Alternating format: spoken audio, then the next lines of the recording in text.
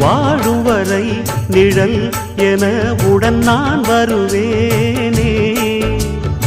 ஏழ் பிறப்பும் உயிர் துணை உனை நான் பிரியேனே.